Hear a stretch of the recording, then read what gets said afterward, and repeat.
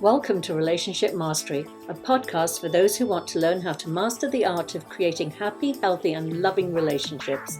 Please join me, Adey-Jones, and my co-host, Barry Selby, each Tuesday at 1 p.m. Pacific for a lively and informative conversation on everything to do with relationships. Hello, everyone. Thank you so much for joining us again for another very interesting chat. This week, we're talking about loving an addict and all that entails. Yes, that's going to be a rich topic. It is. I'm the first to put my hand up. I have dealt with addictions in many different ways. I've had tons of different addictions. I've had relationship addictions. I've had shopping addictions. I've had food addictions. I've had a cocaine addiction when I in the 80s. Something I will never tell. When it was chic. It was everywhere. I was a costume designer, and it was on every set, and it was always around in the 80s in Hollywood. But alcohol dependency, I won't say an alcoholic, because I could definitely stop at one. It's more of a dependency in sort of self-soothing. But I'm looking at that. The more that you grow, and the more that you evolve, the more you question how much of the outside is necessary to give you the comfort and the whatever it's self-soothing it is you're looking for.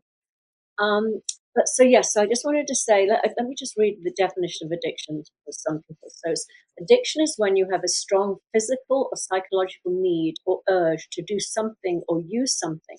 It's a dependence on a substance or activity, even if you know that it's causing you harm.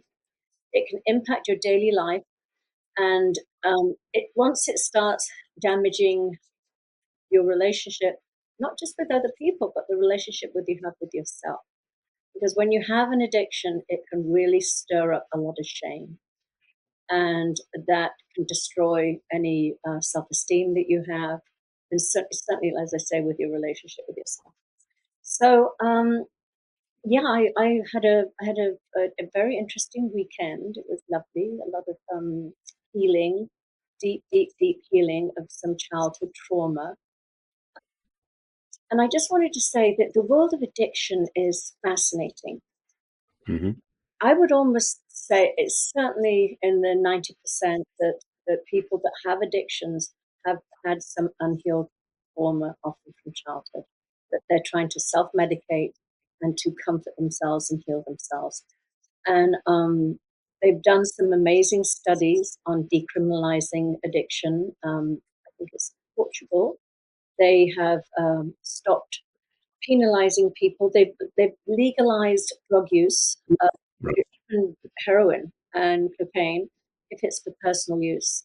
And their death rate has been reduced by about 50%, which is incredible. And I know there are reading that, European countries that have done the same, where they're decriminalizing it and seeing it more as offering rehab or some type of treatment. And it's not, it can be 12 steps, it can be plant medicine, it can be psychotherapy, it can be many different forms that people can take to work on this issue. So that's my little speech, Barry. So from the other side, or the other perspective, I haven't grown up with any addictive patterns that I can at least attribute anything to. I mean, I do have certain attachments to things that's different from addiction. But also nothing in my family is not the only person I remember who had addiction was somebody I grew up with, a bud. Well, she was a friend of mine, but she OD'd when I was probably 17. And that probably was the one thing that stopped me from going any further down any sort of path to explore. Because when I was in my 20s, when I first came out to the States, I was in the computer industry, and I was also a freelance. I got my green card. I was like, oh, gung-ho, the water's my oyster, do lots of things. And people I used to hang out with started to explore cocaine. That was the thing that happened in the early 80s, you were saying. And some part of me, thankfully, I would like to say the wiser part of me, just simply said, don't go down that path. And I didn't. And I never have been tempted at all. So for me, I've been a witness to, but not a participant in the addictive process. And something I want to say, I'm trying to remember the quote. But Tommy Rosen, who's a yoga instructor and a devotee of Kundalini Yoga, and also a recovering addict, has a program he teaches an event that's twice a year, sorry, every year. He's done for 2 or 3 years now, which is called, I think it's called Recovery 2.0. And he talks about addiction because that's what he's been through.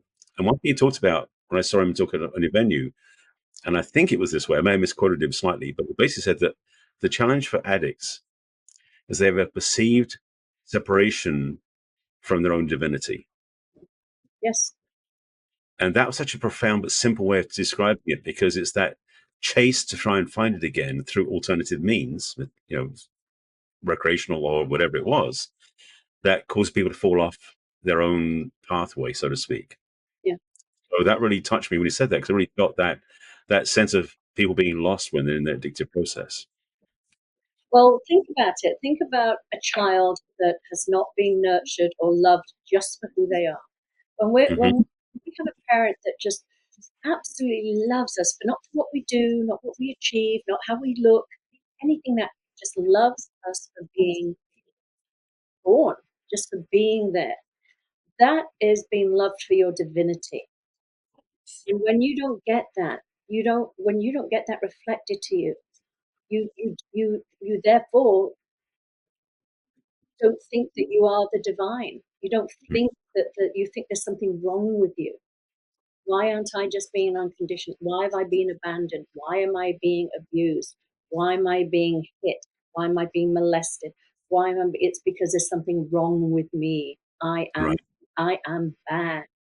And it's that, and yes, I totally agree. It's the need to self-soothe, to get away from that internal dialogue that tells you that you've been, internalized from parents, whoever it is that have hurt you or said these things to you, that tells you that I'm not good enough, I don't belong.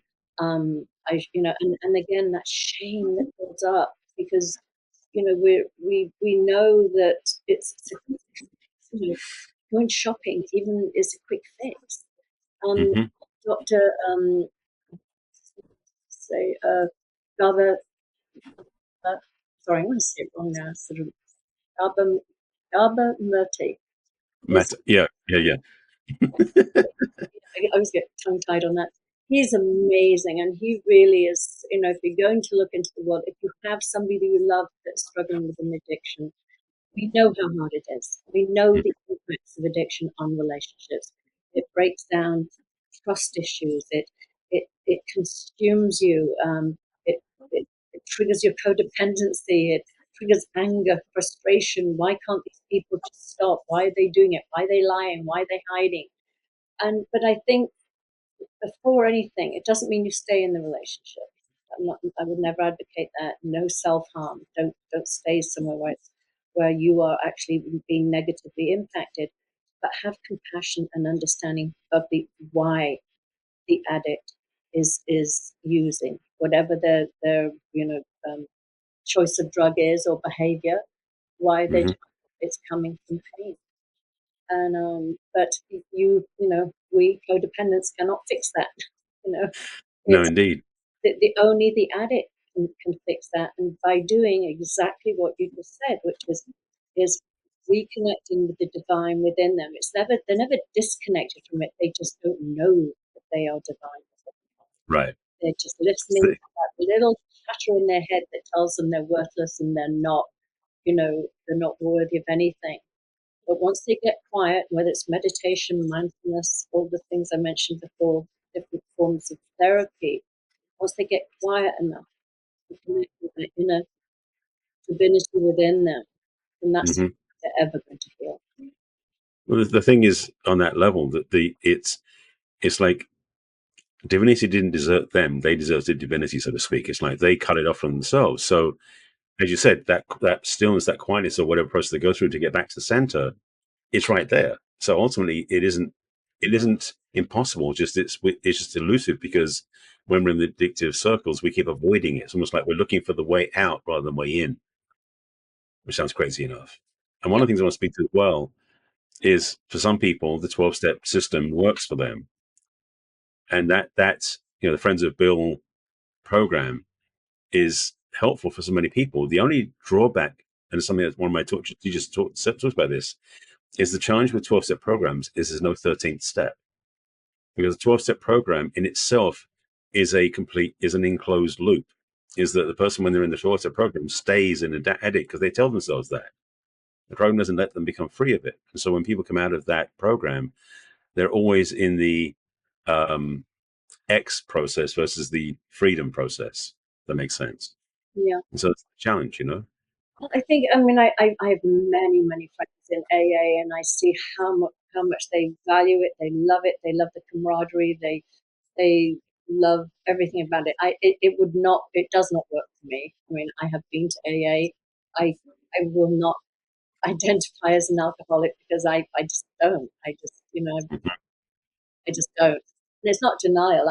People used to say, "Oh, you've got a high bottom," but you are one, and you've got to say you are. And I was like, no, Right. I just won't. And I also think it's for me, it's just that sort of proclaiming, I am broken, I am helpless. I won't do that either, because I Mhm. truly believe that everything we need is within us. It's all within us. So why would Right. I declare that I'm broken and I'm damaged? I might be, I might be dented a little bit by the experiences I've been through, little nicks here and there, but certainly not damaged and broken. Just a bit scathed. But I just feel that the other thing I was going to say with AA, yeah, if it works for you and it's wonderful, then definitely go get support, get anything you can get.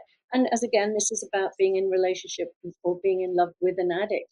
I Yeah. do very much believe that Al-Anon and those programs are so essential, because many of us that are with, have chosen to be in a relationship, or we are the parents of an addict or something, we find our boundaries. It's so hard to hold on to boundaries, especially with children. Um, Yes. and I think you need all the support in the world to know how to navigate that, because Hmm. you might be doing something that you truly believe is helpful and loving, and it could actually be getting in the way of your child or your partner getting the help they need. And Yeah. so I think that's it. That's a 12-step program I thoroughly support and say yes 100%. Agree. Everything Absolutely. that. But the other thing I was going to say on the um, just the expectations of that we're talking about in a romantic relationship now.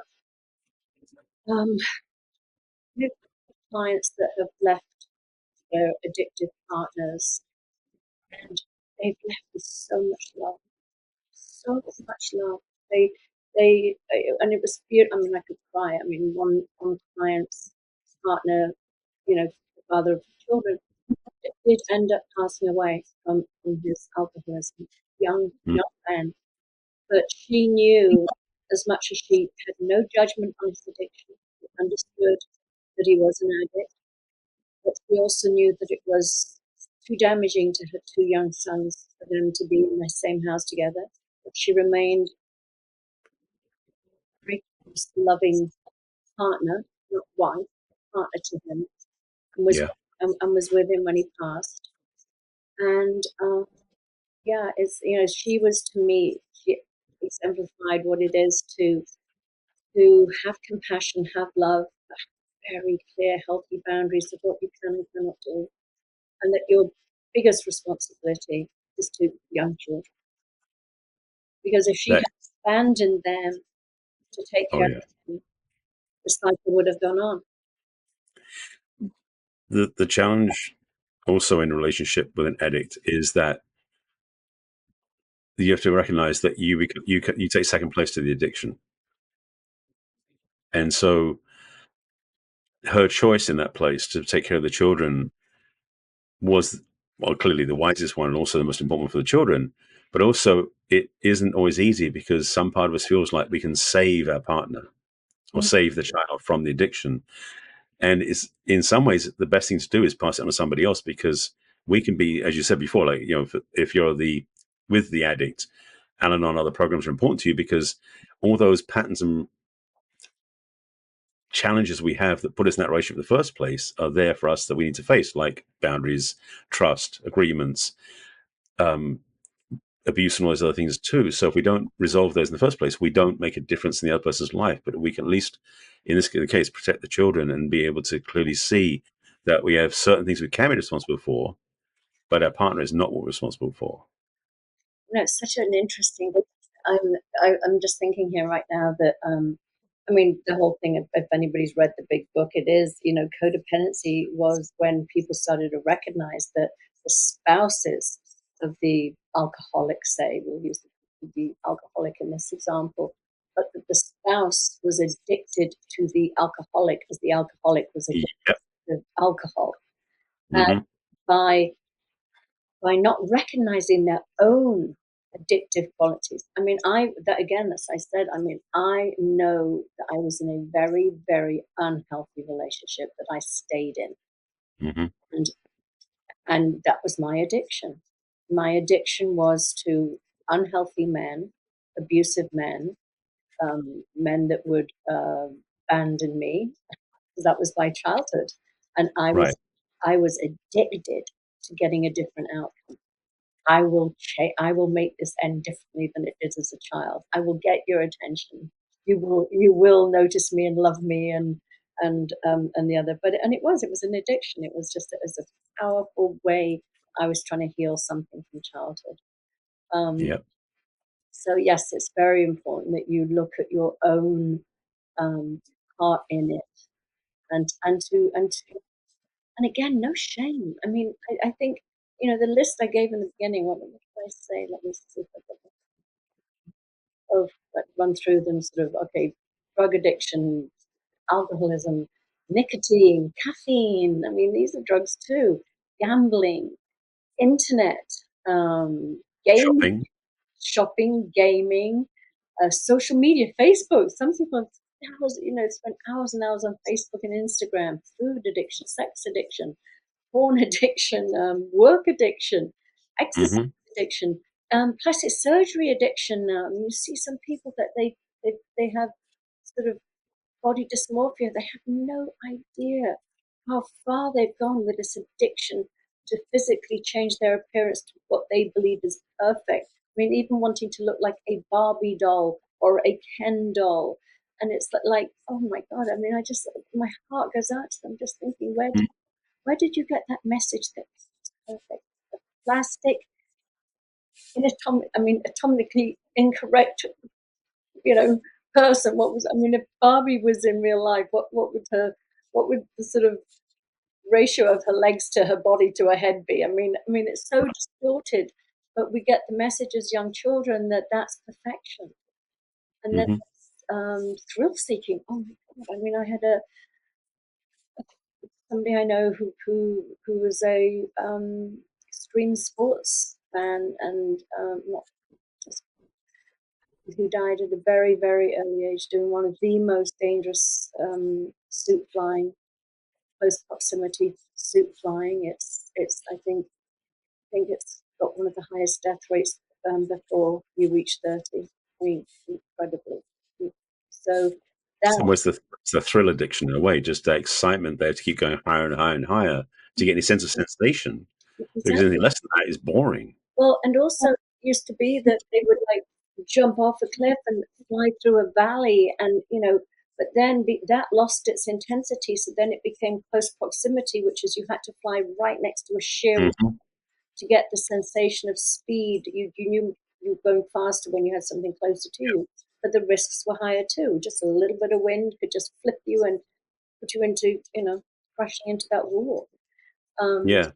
Compulsive hoarding, that's another one. So the reason I'm bringing all these up is because it's so easy to judge the addict, the obvious, oh, somebody's over 300 pounds or whatever, they've obviously got a food addiction, or somebody has anorexia, oh, they've obviously got a food addiction, or, the other end of the food addiction, or the person that's very clearly a drug or alcohol.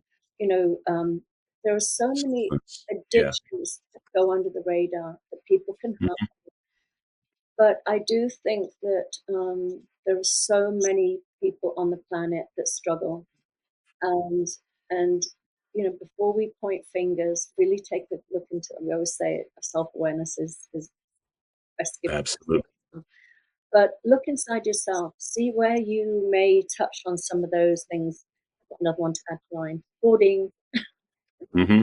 I've got this real thing about, I mean, like, trust me, my house is beautiful, but I have a hard time letting go of things. Um, they hold a special meaning to me, or they're precious in some way. And then I think to myself, the landfills are full. Oh, I'll just keep it in my house. It's, Well, it was a question. Then it's like, is it really memorabilia, or is it simply the fact it's unwillingness to let go?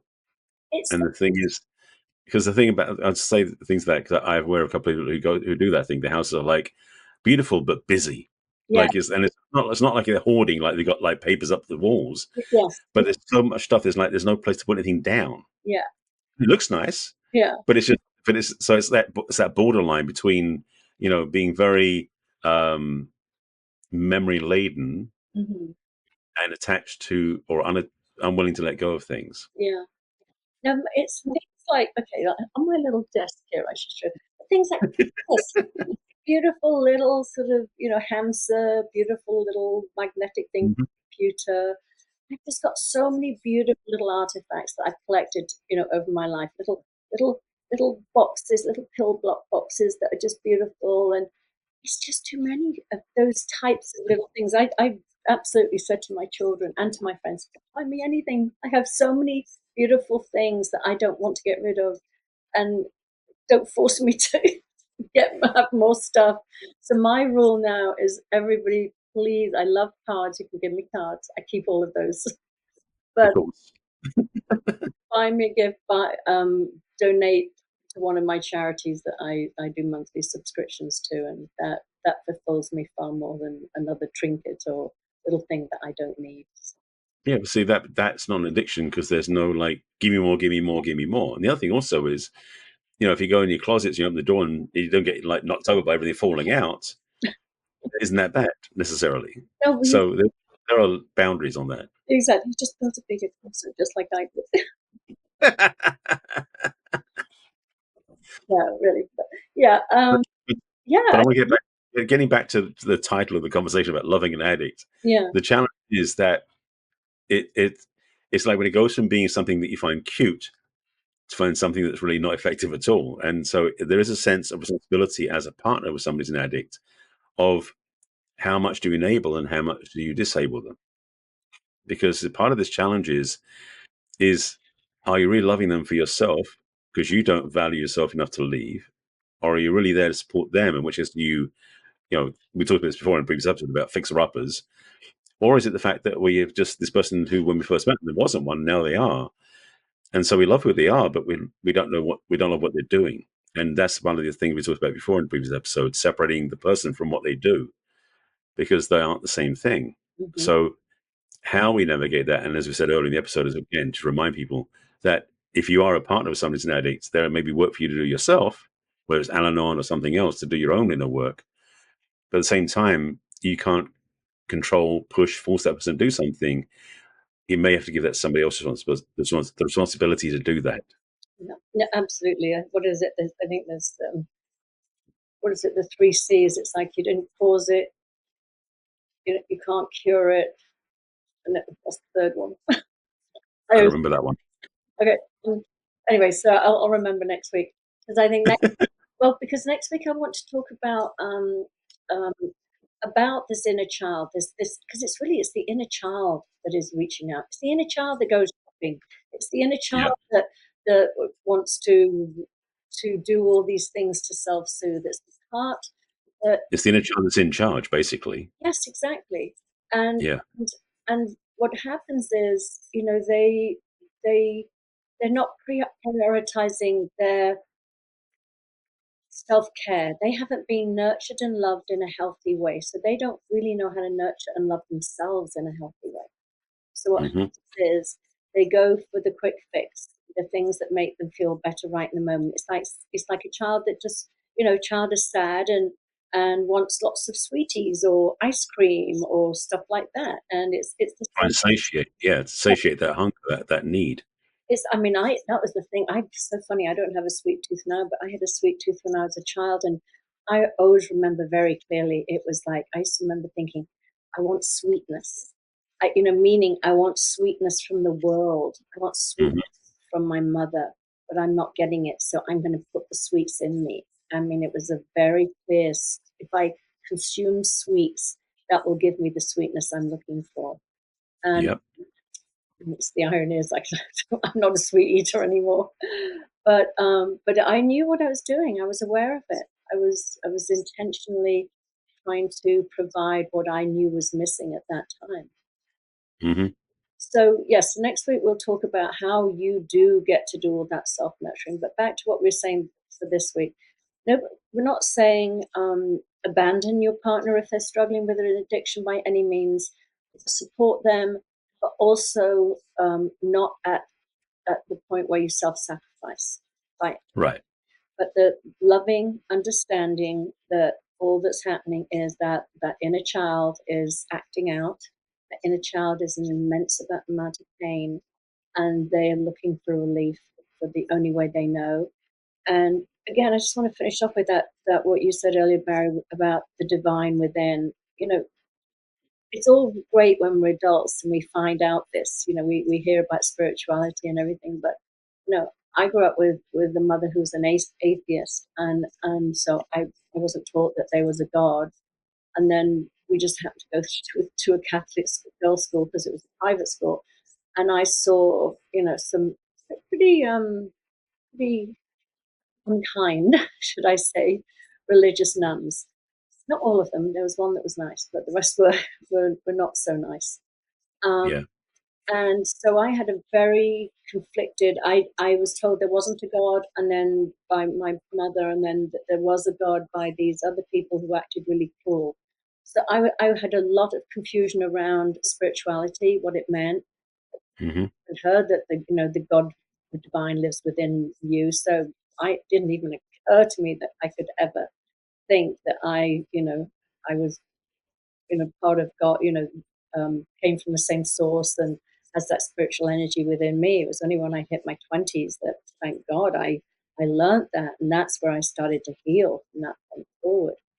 So again, some people just haven't even been exposed to it, Right. but it Yeah, we is. definitely got. It is. Yeah, next week. Yeah, definitely. We'll talk about that next week because that's a big part of the picture is to understand our own place in the universe. Yeah, yeah, and I do believe 100% that all type of healing from childhood trauma, addiction, whatever you want to call it, it is it's spiritual work, Hmm. psychological but spiritual too. Without the spiritual aspect, I don't think you get full.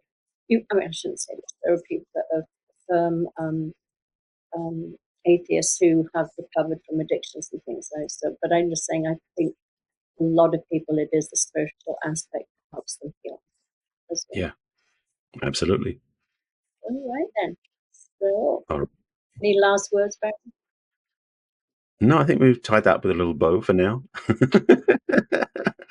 Well, thank you, everyone. Have a wonderful week, and we will see you next week. See you next week. Bye bye. We trust you enjoyed this episode and invite you to share this with your friends and loved ones. In fact, please subscribe to our Relationship Mastery podcast. That way you'll get each new episode fresh and shiny as soon as it is released. We'd love to hear from you as well. So go ahead and enter your questions and comments at relationshipmastery.show. Take good care. We will connect with you in our next episode of Relationship Mastery.